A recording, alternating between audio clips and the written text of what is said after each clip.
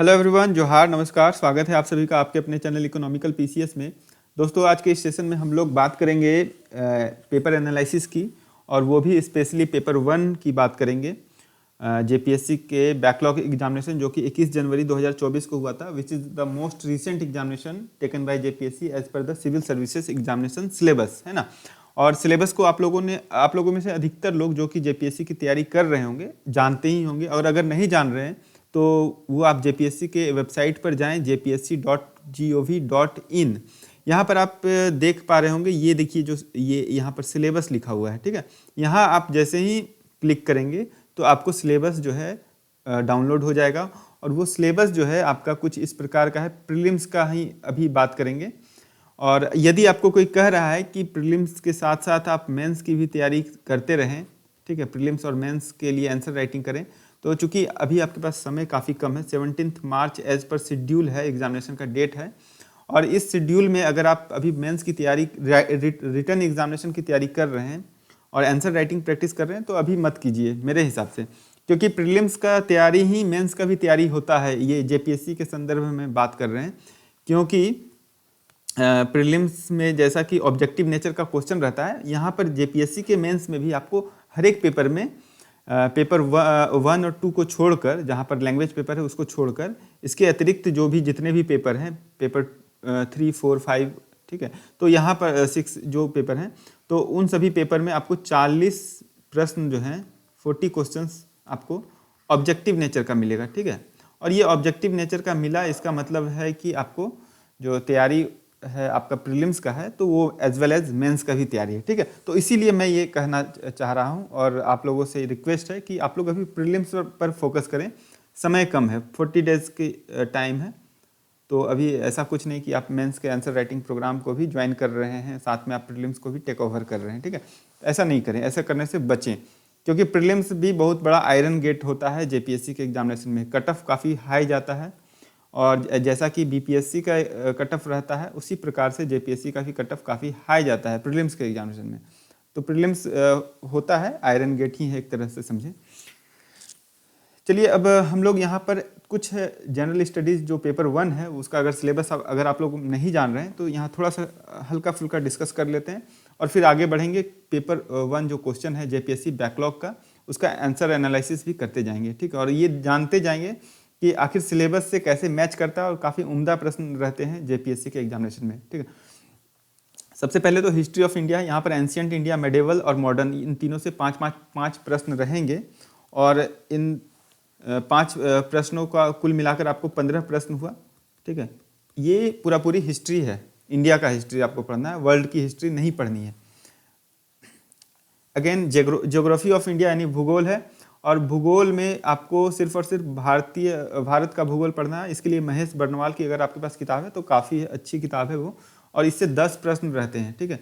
यहाँ पर history of India से 15 प्रश्न, ज्योग्राफी से 10 प्रश्न, इंडियन पॉलिटी एंड गवर्नेंस से 10 क्वेश्चन। यहाँ पर इंडियन पॉलिटी ही है, कुछ स्पेशल टॉपिक हैं जो कि आप क्वेश्चन में देख लेंगे, समझ लेंगे, तो आपको एक बहुत ही अच्छा आइडिया मिल जाएगा क्या पढ़ना है क्या छोड़ना है, ठीक है।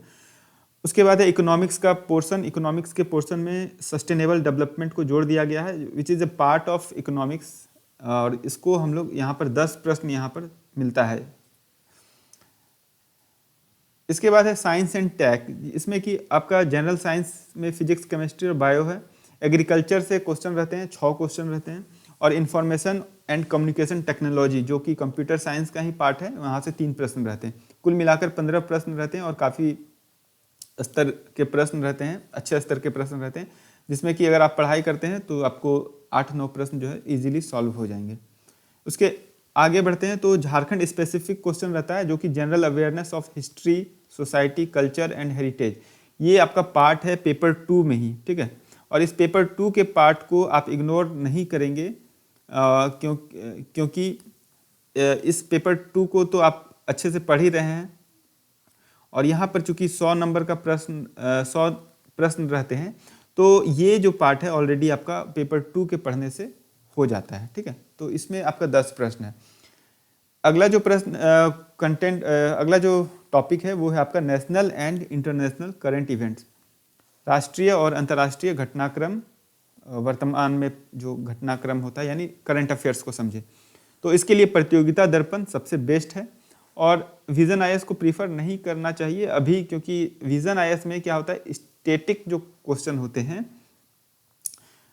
जैसे कि कुछ अवार्ड वगैरह होता है, तो वो अवार्ड वगैरह विजन आईएएस के मैगजीन में, मंथली मैगजीन में नहीं मिलता है।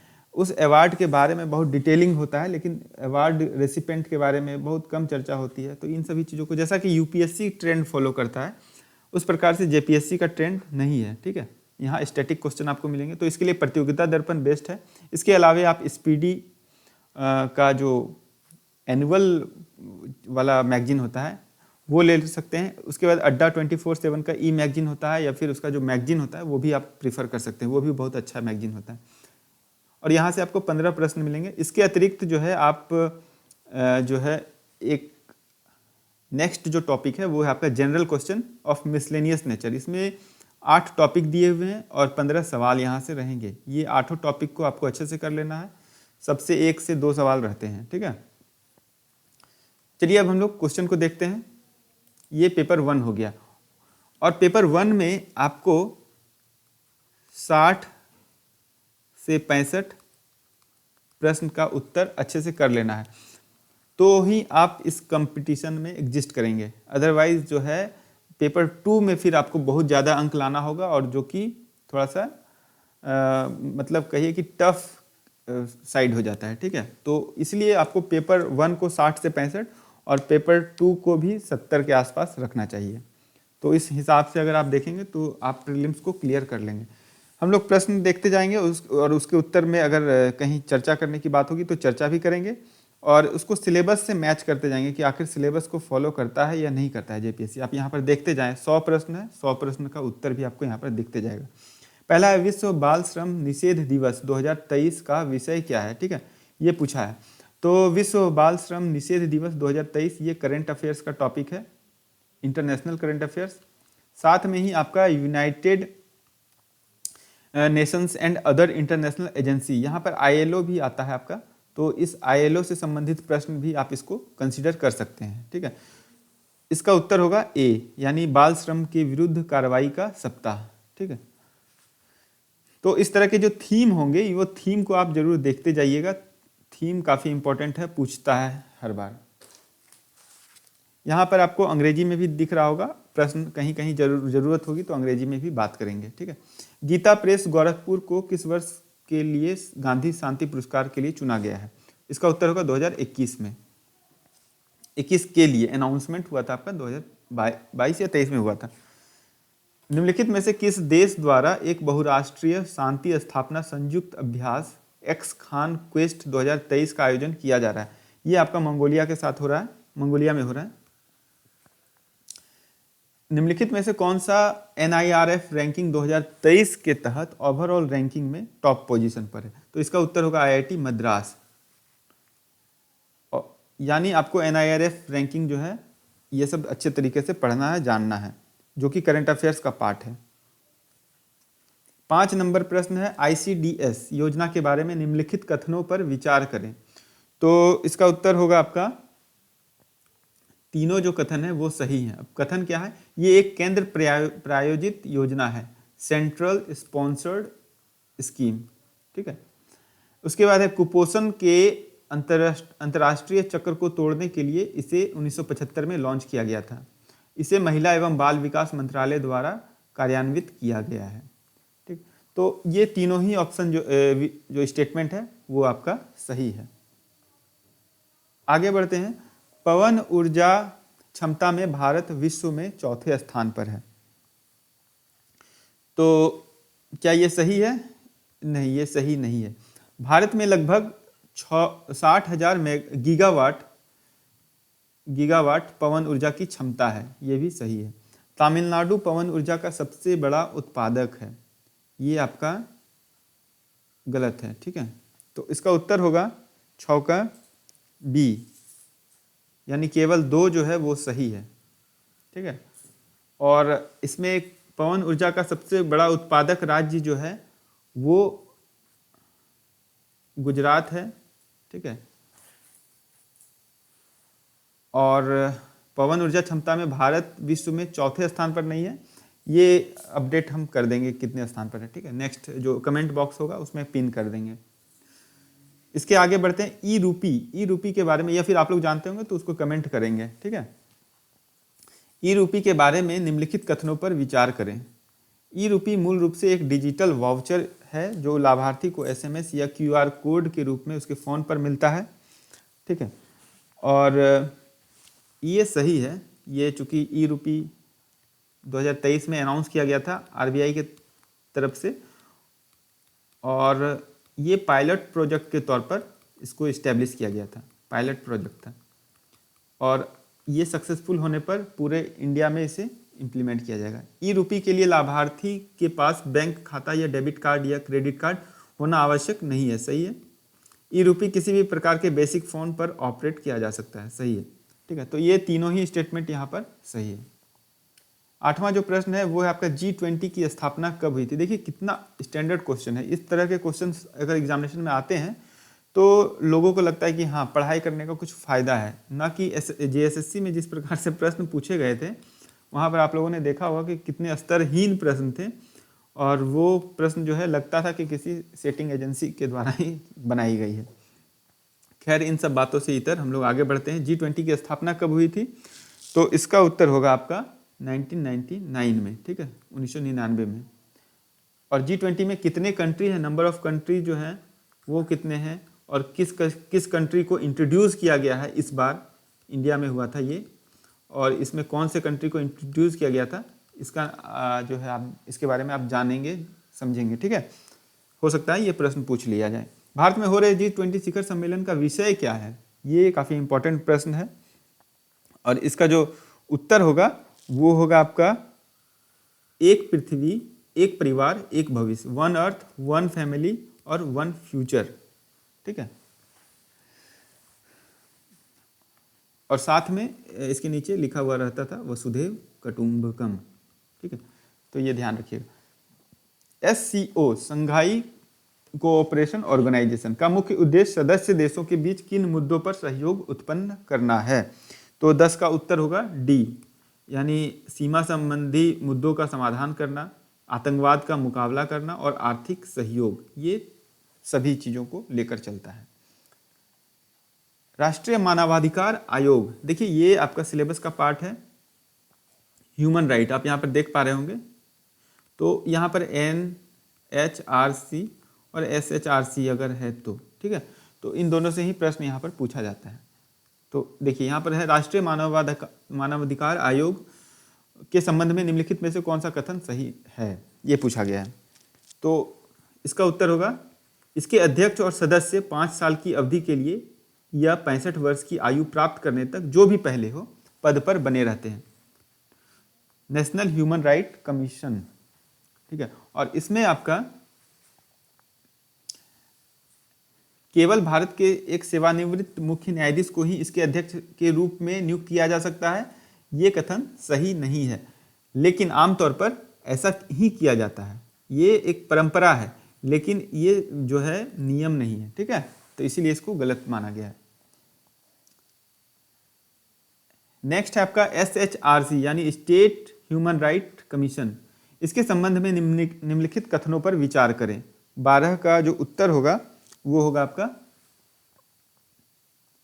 1 और 2 दोनों ही सही है। इसके अध्यक्ष और सदस्यों की नियुक्ति यद्यपि राज्यपाल के द्वारा की जाती है, लेकिन उन्हें राष्ट्रपति द्वारा ही हटाया जाता है, ठीक है, ये ध्यान रखिएगा। स्टेट ह्यूमन राइट कमीशन में अपॉइंटमेंट तो राज्यपाल के द्वारा होती है, लेकिन हटाया जाता है उसे राष्ट्रपति के द्वारा, ठीक है। पद पर बने रहने पर अध्यक्ष या सदस्य किसी राज्य सरकार या भारत सरकार के अधीन आगे रोजगार के लिए अयोग्य होगा, ठीक है। कोई भी स्टेट गवर्नमेंट या फिर सेंट्रल गवर्नमेंट के अधीन किसी भी प्रकार का रोजगार नहीं कर सकता है अगर वो पद पर बने रहते हैं, अध्यक्ष या सदस्य, ठीक है। तो ये दोनों ही कथन सही है। 12 के बाद 13 नंबर पर प्रश्न है भारत का निम्नलिखित में से कौन सा बायोस्फीयर रिजर्व यूनेस्को मानव और बायोस्फीयर रिजर्व कार्यक्रम के तहत संरक्षित है, ठीक है। तो 13 नंबर का जो उत्तर होगा वो होगा आपका 1, 2 और 3, यानी अगस्त्यमलाई बायोस्फीयर रिजर्व, पन्ना बायोस्फीयर रिजर्व और अचनकमार अमरकंटक बायोस्फीयर रिजर्व, ये तीनों जो है यूनेस्को के man and biosphere reserve programme का हिस्सा हैं। ठीक है,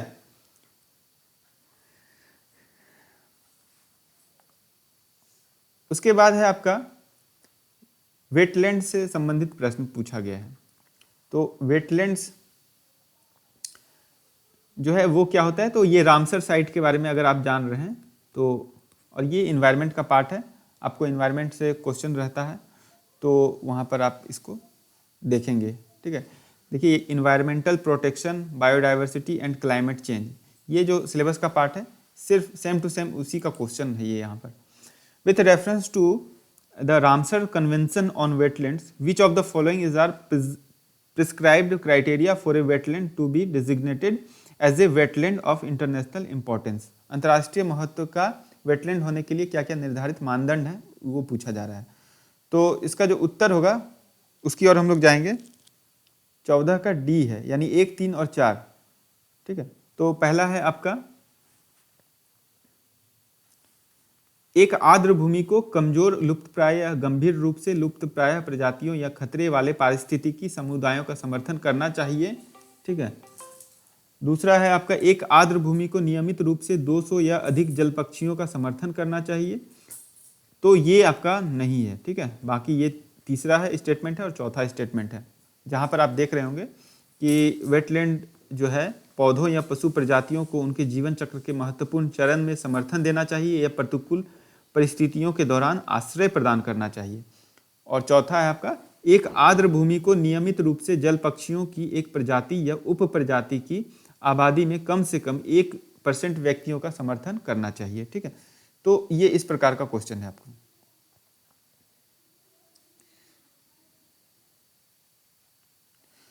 पंद्रहवां प्रश्न है जलवायु परिवर्तन पर अंतर सरकारी पैनल IPCC यानी inter governmental panel on climate change के संदर्भ में निम्नलिखित कथनों पर विचार करें। तो IPCC की स्थापना 1998 में हुई है। 15 का जो उत्तर होगा वो होगा आपका ना तो 1 और ना ही 2। ठीक है, दोनों ही जो है स्टेटमेंट यहाँ पर गलत है। तो IPCC की जो स्थापना है वो कब हुई है, ये आप लोगों के लिए प्रश्न है और मेरे लिए भी प्रश्न है। ठीक है, ये 1998 में नहीं हुई है, शायद इससे पहले हुई है। और यह मूल्यांकन रिपोर्ट तैयार करता है जो हर साल प्रकाशित होती है, हर साल प्रकाशित नहीं होती है।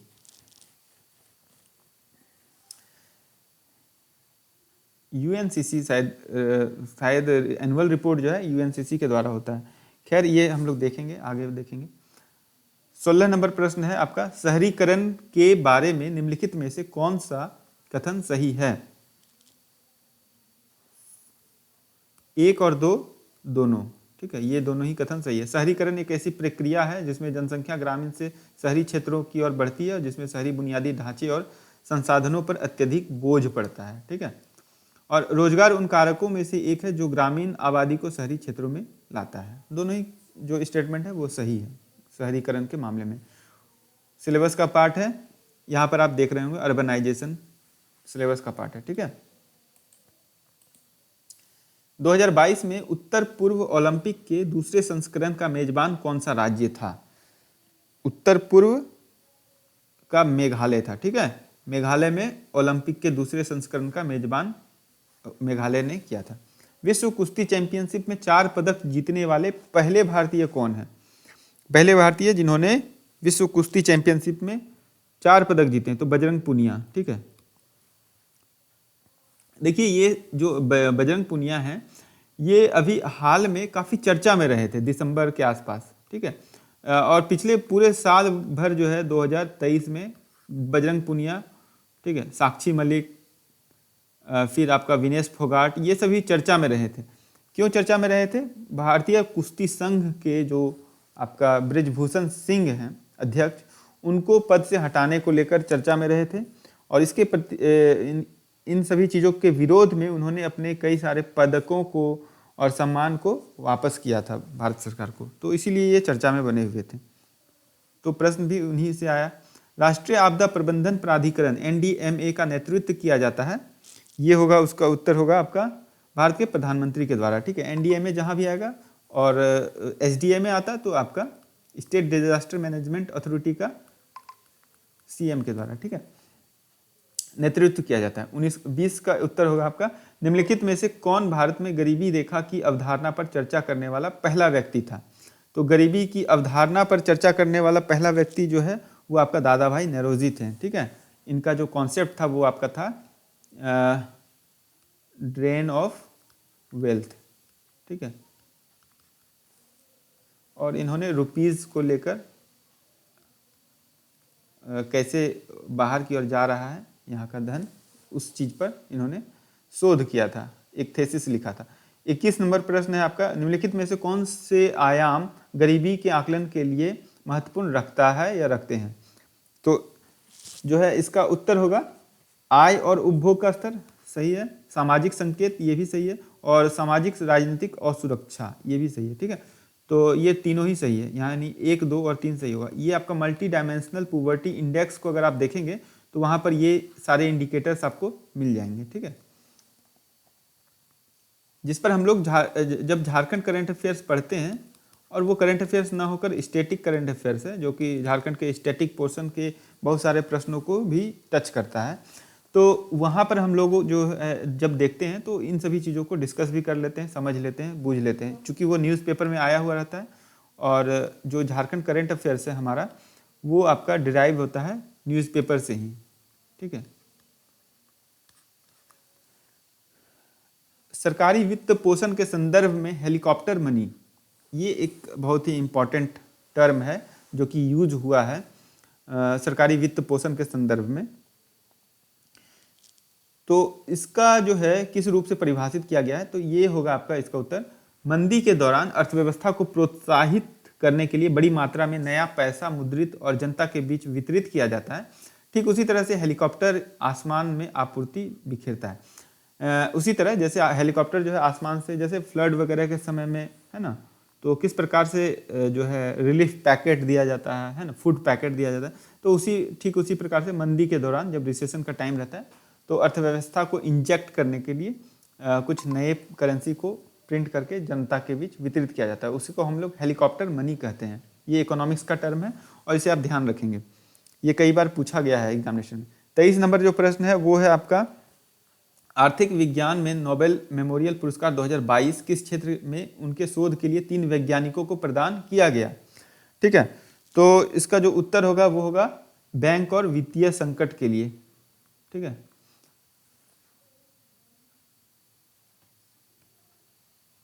और आप अगर बता पाएँ 2022 का नोबेल जो है किन 3 लोगों को प्राप्त हुआ है, वो आप बताएं इकोनॉमिक्स के क्षेत्र में। और 2023 का भी बताना है आपको। और 2023 का जो ये था क्षेत्र था, वो था आपका महिलाओं की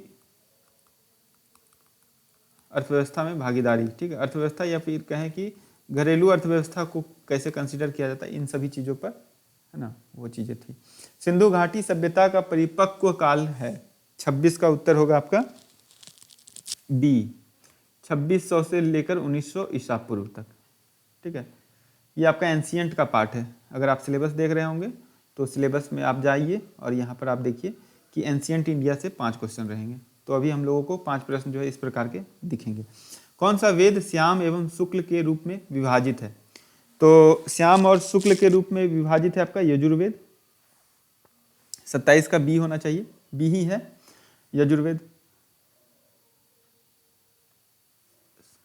उसके बाद है श्रवकायन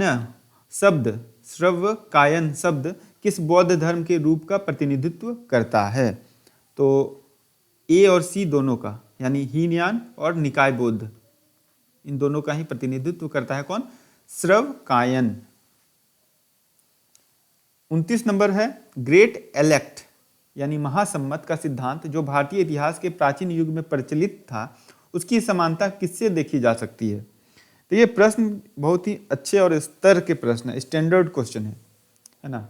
तो इसका होगा सामाजिक अनुबंध का सिद्धांत। 30 नंबर प्रश्न है, महाभारत एवं रामायण की संतत्व की घोषणा कब हुई थी? ठीक है, तो इसका जो उत्तर होगा वो होगा आपका गुप्त काल में। गुप्त काल में आपका बेसिकली हिंदू धार्मिक ग्रंथ जो है उसका काफ़ी आविर्भाव हुआ, यानी उदय हुआ। ठीक है, तो यहाँ पर संतत्व की घोषणा भी महाभारत और रामायण की गुप्त काल में हुई थी। राजतरंगिणी का फारसी अनुवाद किसके समय हुआ था? अब यहाँ से हम लोग आ रहे हैं जो है मेडिएवल के क्वेश्चन पर। ठीक है, 31 का होगा सी, कश्मीर के बादशाह के समय में राजतरंगिणी का फारसी अनुवाद। 32 नंबर प्रश्न है आपका, दिल्ली का कुतुब मीनार किसे समर्पित है?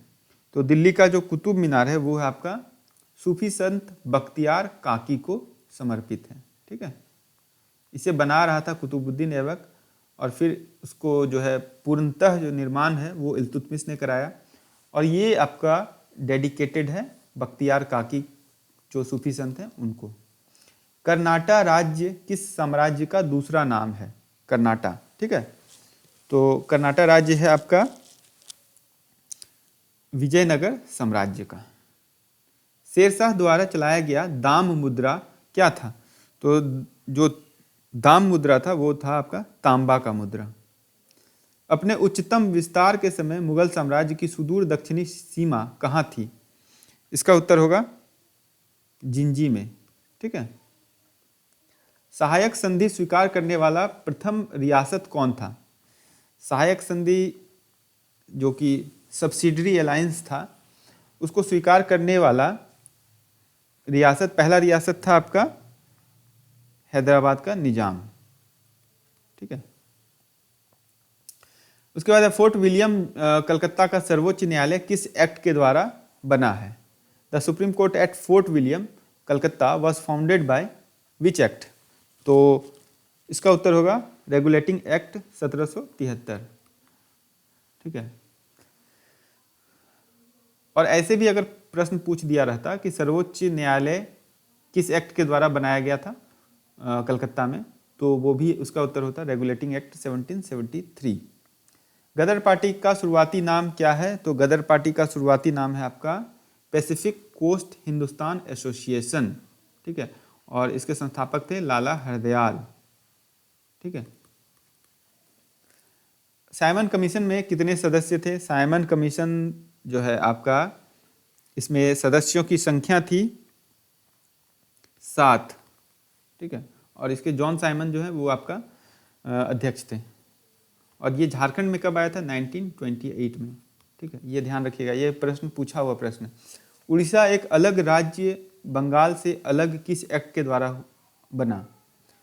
तो ये होगा, इसका उत्तर होगा भारत सरकार अधिनियम 1935 के आधार पर उड़ीसा एक अलग राज्य बंगाल से अलग हुआ था। किस एक्ट के द्वारा? 1935 के द्वारा। ठीक है, और 1937 में उड़ीसा अलग हुआ था। 41 का उत्तर होगा अंगूर की कृषि यानी विटीकल्चर किस प्रदेश की विशेषता है? तो इसका उत्तर होगा उष्णकटिबंधीय प्रदेश की विटीकल्चर। पृथ्वी की आयु है लगभग, पृथ्वी की आयु है 4.8 अरब वर्ष। ये देखिए स्टैटिक क्वेश्चन है और ये ज्योग्राफी से यहाँ से प्रश्न पूछा जा रहा है। निम्नलिखित में से कौन जैव विविधता से संबंधित नहीं है? तो इसका होगा स्थानिक विभिन्नता जो है ये जैव विविधता से संबंधित नहीं है। बाकी जो आनुवांशिक विभिन्नता है, प्रजातीय विभिन्नता है और पारिस्थितिकी तंत्रीय विभिन्नता है, ये सभी जो है आपका जैव विविधता से संबंधित हैं, यानी बायोडाइवर्सिटी से कनेक्टेड हैं। Genetic variation, species variation and ecosystem variation. ठीक है, निम्न में से कौन व्यावसायिक नगर नहीं है? तो व्यावसायिक नगर नहीं है, ये आपका ज्योग्राफी का पार्ट है। इसका उत्तर होगा आपका अदिस अबाबा। फ्रैंकफर्ट है, मैनचेस्टर है और मुंबई भी है। अब किस किस इंडस्ट्री के लिए ये सब जाना जाता है, थोड़ा सा आप कमेंट कीजिएगा अगर आपको मालूम होगा, प्रश्न का उत्तर होगा मालूम तब। ठीक है, निम्नलिखित में से किसने ड्राफ्टिंग समिति बोला था? ड्रिफ्टिंग समिति बोला था। अच्छा, ये बहुत ही इंटरेस्टिंग क्वेश्चन है। देखिए यहाँ पर who amongst the following has term drafting committee as drifting committee. बड़ा ही जो है शब्दों में झोल झाल है, ठीक है। तो ये किन्होंने इस तरह से टर्मिनोलॉजी को ये किया था, रिप्रेजेंट किया था या फिर बोला था? तो इसका उत्तर होगा आपका नजरुद्दीन अहमद ने, ठीक है। क्योंकि इनको ऐसा लगा होगा कि ये ड्राफ्टिंग कमिटी जो है कॉन्स्टिट्यूशन को ड्राफ्ट ना करके ये कुछ डिस्प्लेस कर रही है, ड्रिफ्ट कर रही है, एक चीज़ों को ड्रिफ्ट कर रही है, ठीक है। और ड्राफ्टिंग कमेटी के चेयरमैन कौन थे, ये आप आंसर कीजिएगा कमेंट पर। सर्वोच्च न्यायालय का सलाहकार क्षेत्राधिकार किस देश के संविधान से लिया गया है? तो देखिए सर्वोच्च न्यायालय का जो कॉन्सेप्ट है वो आपका कनाडा से, जो सलाहकार का कॉन्सेप्ट है वो आपका कनाडा से लिया गया है, ठीक है।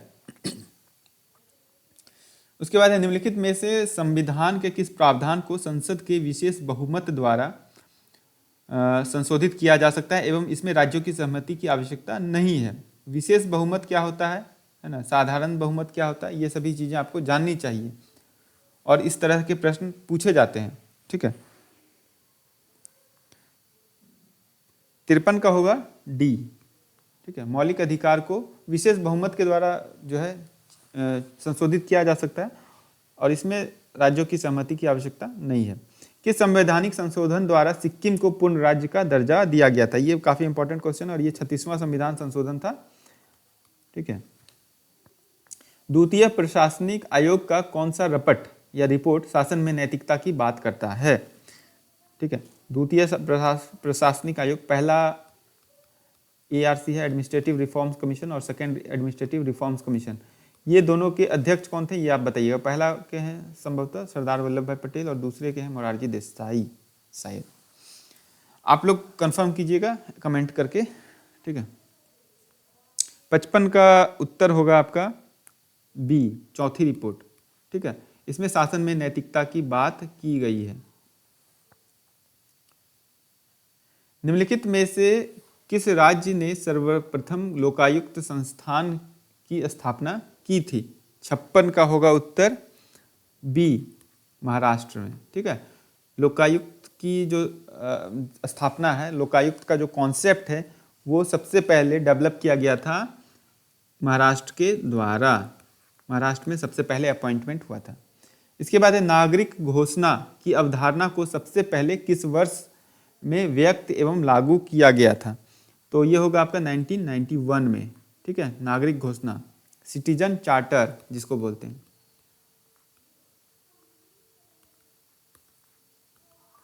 ठीक है। किसकी अनुशंसा के बाद भारत में 1970 में कार्मिक विभाग का गठन हुआ था? देखिए ये काफी इंपॉर्टेंट क्वेश्चन है और इसका उत्तर होगा प्रथम प्रशासनिक सुधार आयोग यानी फर्स्ट ARC के बारे में बात हो रही है, ठीक है। संथानाम कमेटी किस लिए महत्वपूर्ण था ये भी आप बताएंगे। ये भी एडमिनिस्ट्रेटिव रिफॉर्म से रिलेटेड हैं, कमेंट करके बताएंगे।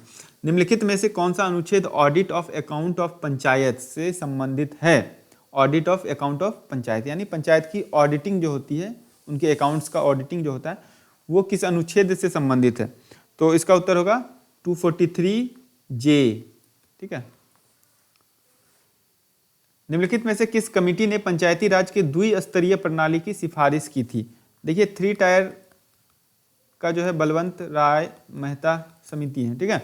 और लेकिन यहाँ पूछा जा रहा है द्विस्तरीय प्रणाली के बारे में, तो द्विस्तरीय प्रणाली का होगा अशोक मेहता कमेटी, ठीक है। ये SSC का क्वेश्चन कई बार पूछा गया है, SSC में इस प्रकार के क्वेश्चन पूछे जाते हैं। आर्थिक विकास के प्रकार क्या हैं? तो आर्थिक विकास के प्रकार हैं आपका 1 और 2 यानी संतुलित और असंतुलित, बैलेंस और अनबैलेंस इकोनॉमिक डेवलपमेंट होता है। प्रोग्रेस इकोनॉमिक डेवलपमेंट ऐसा कुछ नहीं है टर्म, ग्रोथ इकोनॉमिक डेवलपमेंट ऐसा कुछ टर्म नहीं, बैलेंस है और अनबैलेंस्ड है, ठीक है। यहाँ से सस्टेनेबल डेवलपमेंट के संबंधित जो प्रश्न है वो सभी पूछे जा रहे हैं। 62 का है विकास के मापदंड क्या हैं? तो 62 में पूछा जा रहा है विकास के मापदंड क्या हैं?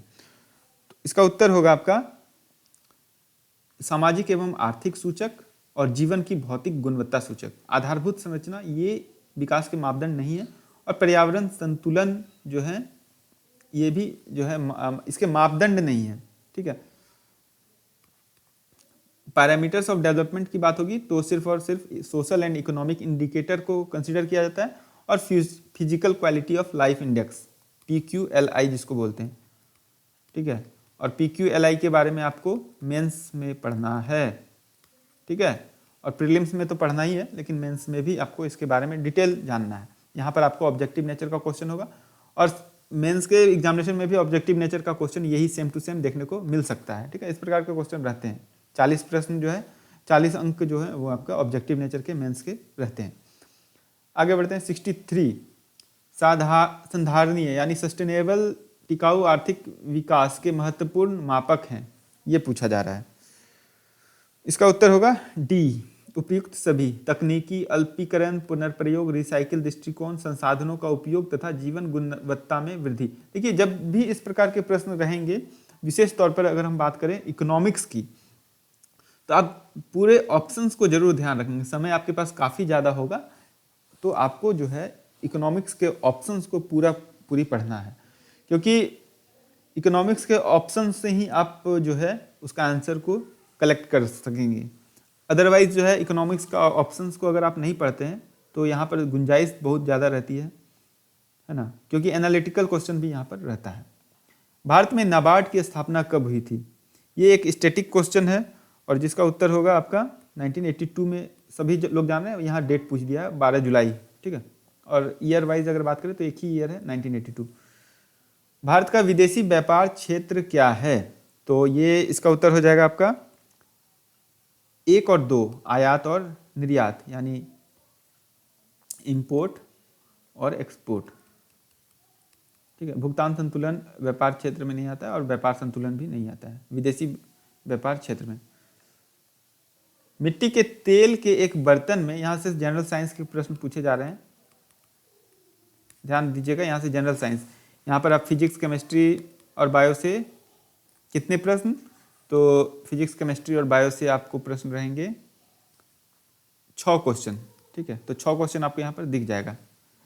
काफ़ी ज़्यादा जो है सिलेबस को ध्यान रख के जेपीएससी प्रश्न बनाती है। मिट्टी के तेल के एक बर्तन में बर्फ का टुकड़ा डाला जाता है, तो बर्फ के पिघलने पर मिट्टी के तेल की सतह क्या होगी? तो देखिए, ये प्रश्न जो है आपका कई बार पूछा गया है। 73 का बी होना चाहिए, बी ही होगा, गिरेगी, है ना। मिट्टी, बर्फ के पिघलने पर मिट्टी के तेल की सतह गिर जाएगी। ठीक है, रेडियो, टेलीविजन तथा सेलफोन में सूचनार्थ ऑप्टिकल फाइबर द्वारा किस रूप में भेजी जाती है? तो इसका उत्तर होगा आपका लाइट के रूप में। ऑप्टिकल फाइबर का यूज होता है लाइट के रूप में। निम्न में से कौन सा न्यूरॉन का भाग नहीं है? तो ये होगा आपका सिनेप्स, जो है ये नहीं है। बाकी एक्सॉन, डेंड्राइटिस और निस्सल बॉडीज यानी निस्सल निकाय जो होता है वो आपका न्यूरॉन का पार्ट होता है। ठीक है, और न्यूरॉन क्या होता है? बहुत ही लंबा सा। ठीक है, कार्डियोलॉजी किसका अध्ययन है? कार्डियोलॉजी आपका हृदय का अध्ययन है। मेघ संगणना सेवाएं सम्मिलित नहीं करती है, यानी क्लाउड कंप्यूटिंग के बारे में पूछा जा रहा है। डज नॉट इंक्लूड या डू नॉट इंक्लूड, 77 का होगा आपका डी, इलेक्ट्रोमैग्नेटिक स्पेक्ट्रम का अलॉटमेंट नहीं करती है। बाकी इन तीनों चीज़ों को सम्मिलित करती है, यानी आधारभूत संरचना सेवा, infrastructure as a service, platform as a service और सॉफ्टवेयर सर्विस। क्लाउड कंप्यूटिंग में ये 3 चीज़ होता है, ध्यान रखिएगा, डायरेक्ट क्वेश्चन पूछा जाता है। The next generation 5G technology will use range of which frequency band?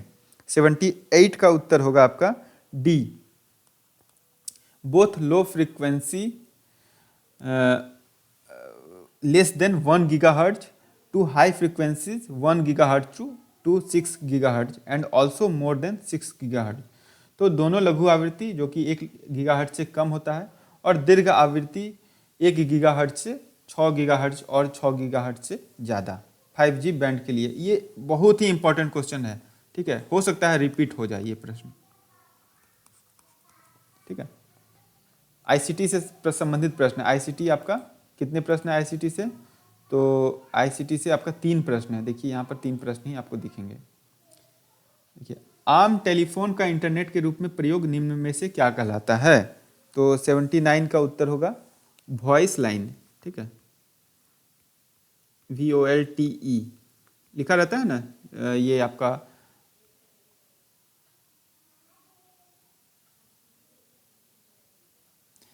आपका जब सेल फोन का जो टावर रहता है उसमें VOLTE साइड में रहता है। तो ये क्या है, आप इसका ऑप्शन इस प्रश्न का उत्तर भी दे दीजिएगा कमेंट में कि इसका फुल फॉर्म क्या होता है और ये है क्या। ठीक है, आप में से अगर कोई जान रहे होंगे तो इसका जरूर उत्तर कीजिएगा, क्योंकि ये प्रश्न भी आया हुआ है आईसीटी से संबंधित जिस परीक्षा में सिलेबस में था वहाँ पर ये प्रश्न पूछा गया है और ये भी स्टेट PCS का क्वेश्चन है। ठीक है, झारखंड राज्य की औसत वार्षिक वर्षा, ये बहुत ही इंपॉर्टेंट क्वेश्चन है और इसका उत्तर होगा आपका 1400 मिलीमीटर mm।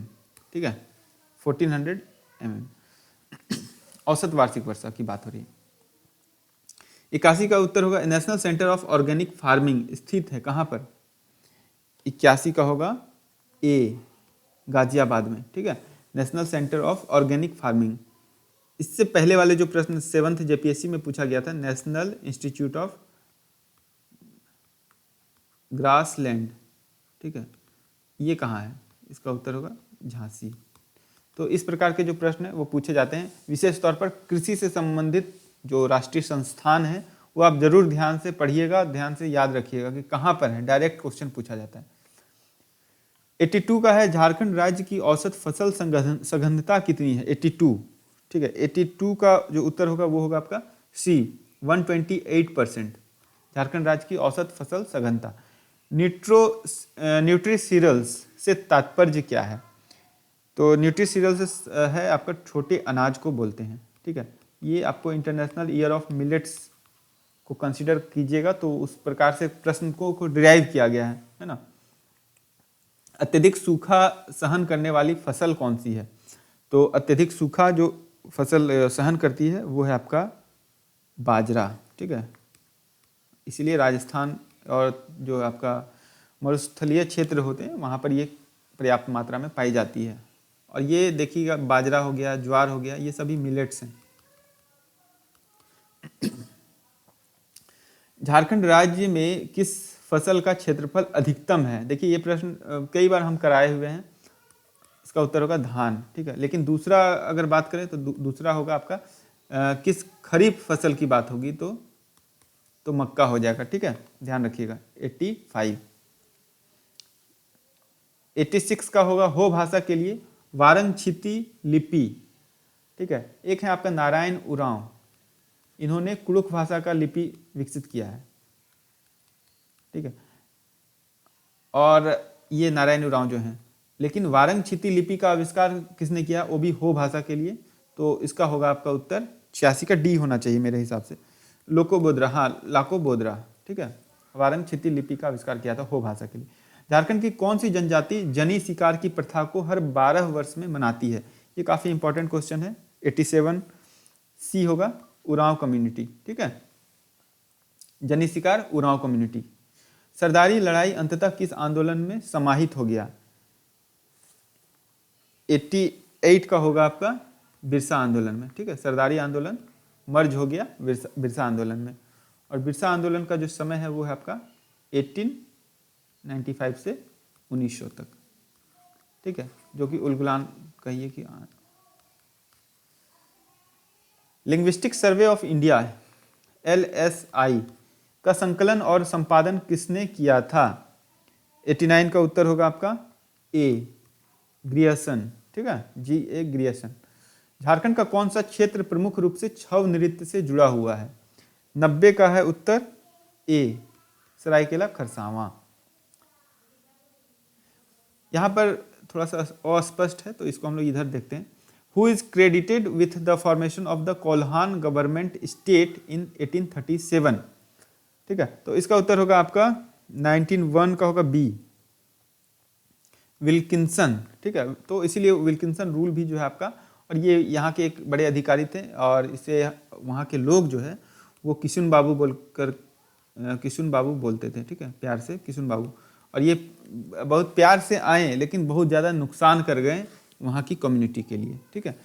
तो आए थे, ये मिलजुल कर रहें और वहाँ के लोगों को ऐसा प्रिटेंड किया, दिखावा किया कि हम आपके विकास के लिए आए हुए हैं, लेकिन ऐसा एज सच कुछ किया नहीं। तो कोल्हान गवर्नमेंट स्टेट इन 1837 जो है उसका फॉर्मेशन किसने किया था? तो कैप्टन थॉमस विल्किंसन ने, ये ध्यान रखिएगा। 92 हु स्टार्टेड द छोटा Nagpur Catholic cooperative credit society in 1909। तो 92 का उत्तर होगा आपका डी, जेबी हॉफमैन, ठीक है। हॉफमैन जो है ये काफ़ी इंपॉर्टेंट है, कोऑपरेटिव क्रेडिट सोसाइटी की स्थापना की थी और हॉफमैन के द्वारा भी बहुत सारे कंट्रीब्यूशन किए गए हैं यहाँ की कम्युनिटी के लिए, और ये एक समाज सुधारक थे, JB Hoffmann. Who among the following was the leader of the Kherwar movement? Kherwar movement की बात होगी तो भगीरथ माझी, ठीक है। 93 का डी सही है। 94 who started Hari Baba movement in Singhbhum? Hari Baba movement दुका हो, ठीक है। 94 का सी। 95 which among the following groups perform यात्रा डांस इन झारखंड? तो कहता है कि यात्रा नृत्य प्रदर्शित कौन करता है? तो ये इसका उत्तर होगा आपका females and males together in group, ठीक है। तो इसे आप इस प्रकार से समझे, नाटक मंडली जो होती है ना, और ये विशेष तौर पर जो है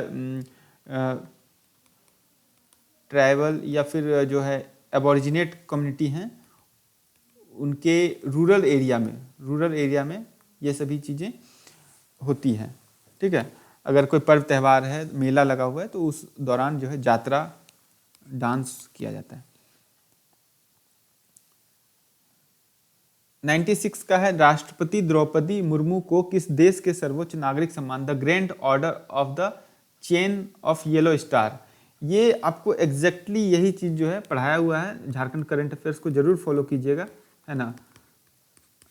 बोलने में मुझे कोई गुरेज नहीं है, जरूर फॉलो कीजिएगा, क्योंकि देखिए बहुत ही डेडिकेशन के साथ और बहुत ही ऑनेस्टी के साथ उस करंट अफेयर्स को बनाया जाता है और ये आप लोगों के लिए है।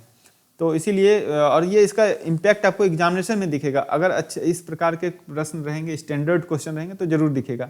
अदरवाइज जीएसएससी वाले जैसे प्रश्न रहें तो फिर तो कहना मुश्किल है, लेकिन अगर इस प्रकार के सिलेबस को अगर फॉलो करते हुए प्रश्न बनाए गए तो निसंदेह आपको फायदा होगा। 96 का आंसर है आपका डी, सूरीनाम, ठीक है। 97 का है जून 2023 में भारतीय नौसेना और डीआरडीओ ने हैवी वेट टॉर्पीडो का उपयोग करके पानी के नीचे एक लक्ष्य को सफलतापूर्वक मारा और नष्ट कर दिया था। तो ये उस कौन सा जो है इंस्ट्रूमेंट है उसका नाम है पूछ रहा है, ठीक है। तो 97 का आंसर होगा डी, वरुणास्त्र। ध्यान रखिएगा, डीआरडीओ के जो भी अचीवमेंट होते हैं, विशेष तौर पर डीआरडीओ, इसरो, तो इन सभी से प्रश्न पूछा जाता है।